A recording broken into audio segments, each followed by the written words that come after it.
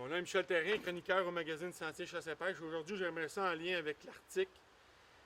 J'ai intitulé l'article, dans le fond, le comité de rédaction, on a parlé, est-ce qu'on devrait s'embusquer près des appâts en contexte de chasse ou près des signes de présence de mâles adultes?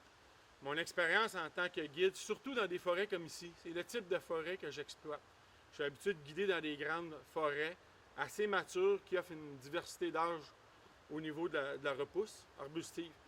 Ma technique, empâter à un endroit précis, comme ici, où on a des montagnes qui nous entourent. Alors l'idée, c'est de faire la prospection, trouver des signes de mâle, des frottages ou des grattages, faire une bonne prospection pré-saison ou au printemps. Et là, de trouver une coulée exactement comme ici, où on a mis une pierre de sel durant l'été. Les chevreuils sont habitués de venir, on les a photographiés.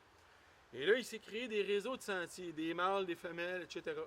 Et là, ils vont venir s'alimenter ici, ils vont descendre en bas des montagnes. Mais la stratégie, c'est que c'est sûr qu'il y a beaucoup de chasseurs qui vivent cette situation-là.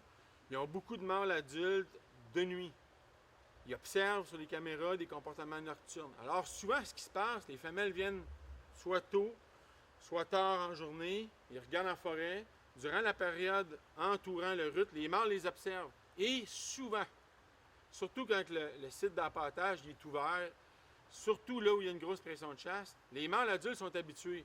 Parce que souvent au Québec, les jeunes mâles sont prélevés. Donc ça devient des zones de danger pour les mâles qui savent que s'ils se présentent là où il y a un mirador d'un arbre, où il y a une silhouette dans l'arbre avec un dossard, les risques sont très élevés. Ils vont rester en retrait, proche des montagnes, parce qu'ils savent que l'accumulation de femelles se fait à cet endroit-là, à une heure précise de la journée, soit tôt le matin, soit tard le soir. Et là, l'idée, c'est des embusquer sournoisement, en retrait du lieu d'appâtage. Donc, oui, on empâte. C'est une très bonne alternative, puis c'est extrêmement à retenir pour des mâles matures. On empâte, on garde nos femelles actives sur ce site-là, mais on s'embusque en retrait. On observe les sentiers de chevreuil, on observe surtout les signes de mâle, et on installe des miradors discrets. Souvent juste une petite plateforme, juste un tree stand, comme on dit, et on essaie d'observer, dans le fond, les comportements des mâles.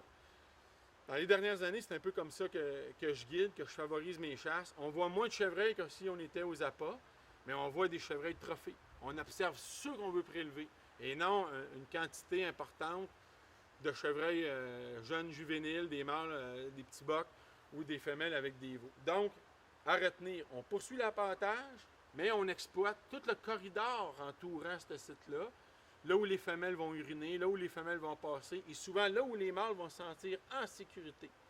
Donc, l'idée, ne pas négliger l'appâtage, mais peut-être changer sa façon d'adresser une offensive de chasse à un site comme ça, en vue d'aller chercher, sur des montagnes environnantes comme celle-ci, des mâles qui vont se sentir en sécurité de se présenter durant les heures légales de chasse. Sur ce, Sentier Chasse et Pêche vous souhaite une bonne saison de chasse aux chevreuils.